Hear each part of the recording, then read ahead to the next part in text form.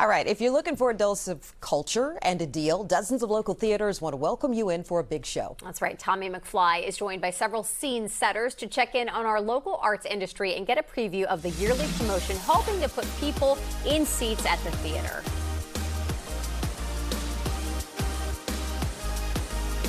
DC Theater Week is underway. Think like a restaurant week with events and deals, but more drama. This fall, as the season kicks off, we brought together a great group to check in on the DC theater scene. With Woolly Mammoth, we've got Kimberly Douglas. Love Woolly Mammoth in Northwest. Reggie D. White from Arena Stage in Southwest. And Reginald Douglas from Mosaic in Northeast. Welcome in, everyone. Thank you for having us. Thank you. All right, so let's get started. Fill in the blank. The DC theater scene is alive and vibrant. Ooh, you stole mine. Oh, electrified and ready.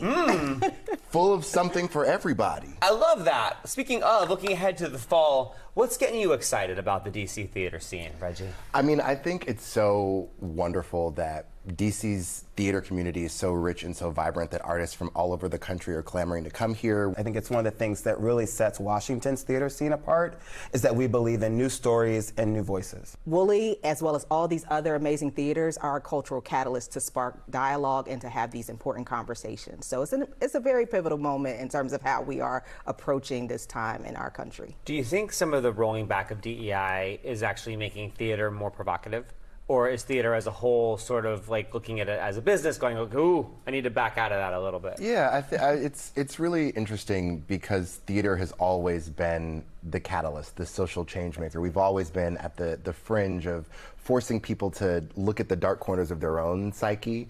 And what I love about what we do at Arena is we sort of present an arena for audiences to be in conversation with each other and themselves, and to do that in a way that doesn't necessarily leave them, you know, scared of the world that they live in, but leaves them curious. And I think that's our job, and it's an honor to get to do that. It's really something that I'm hoping, you know, that our theater community really leans into in this moment in terms of just making sure that not just the artists, but everybody that comes and walks in our areas feels very welcomed and also feels the joy of experiencing art and just the social wellness of coming together during this moment. And the work you see here in Washington goes on to New York, shows that all of our theaters have premiered here in Washington, are now off Broadway and on Broadway. And we need audiences to do that work and to be in community with us. I tell my New York friends that all the time. I'm like, listen, you snobs. Yes. It's on your first. Art and artists really hold up a mirror to the culture, to our people.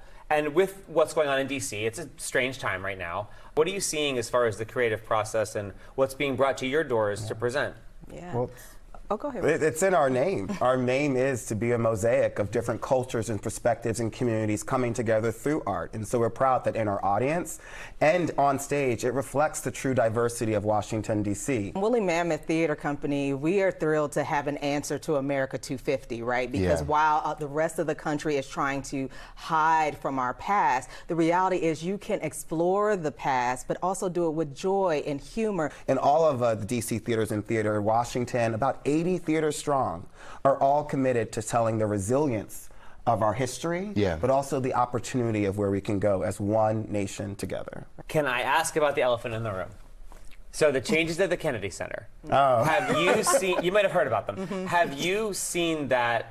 How has that affected your theaters or affected theaters in general in DC? Well, I definitely see it as an opportunity to embrace the artists that are impacted during this moment. I mean, there have been several from that social impact program that have, you know, where that has been dismantled completely, where, yes, we have the opportunity to talk about where are the needs, how can we collaborate? Yeah, I mean, I think, you know, it has loomed so large as a massive cultural institution, but it is just a part of a really rich, vibrant theater community. So if you love plays, if you love musicals, if you love dance, if you love TYA shows, there are smaller local theaters all over the Beltway where you can go and be connected with incredible art. And, you know, like Kimberly and Reg said, we've remained committed to supporting the artists who've been affected by the shifts there, and we want everyone to know that they've got a home elsewhere in DC.